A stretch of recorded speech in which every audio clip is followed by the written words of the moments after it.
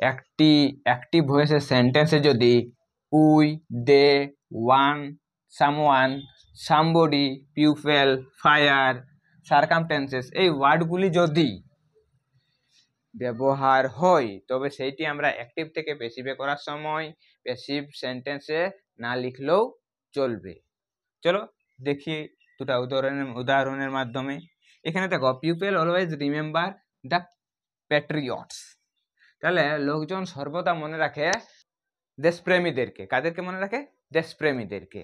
তাহলে এখানে পিউপেল শব্দটা রয়েছে, যেহেতু এখানে বলা হয়েছে এই শব্দগুলি যদি ব্যবহার হয় তাহলে সেই শব্দটি প্যাসিভ করার সময় আমরা না ব্যবহার করলেও চলবে। চলো এই ক্ষেত্রে আমরা অবজেক্টটি খুঁজে বার করি। এই যে এখানে দ্য প্যাট্রিয়ট রয়েছে, এই শব্দটি হচ্ছে এখানে অবজেক্ট, তাহলে আমরা অবজেক্টকে এগিয়ে দিব। তাহলে দ্য প্যাট্রিয়টস,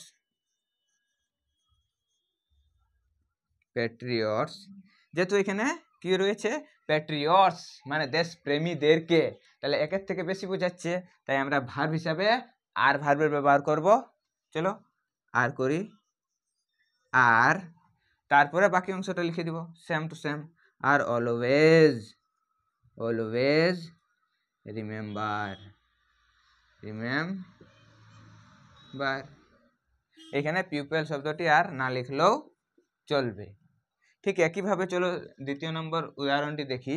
এখানে রয়েছে people speak English all over the world, তাহলে পিপল আমাদের এই পৃথিবীর বেশিরভাগ লোকে কি ইংরেজিতে কথা বলে।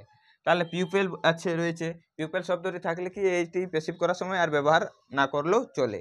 সেই হিসাবে আমরা এখানে অবজেক্টটি খুঁজে বার করব।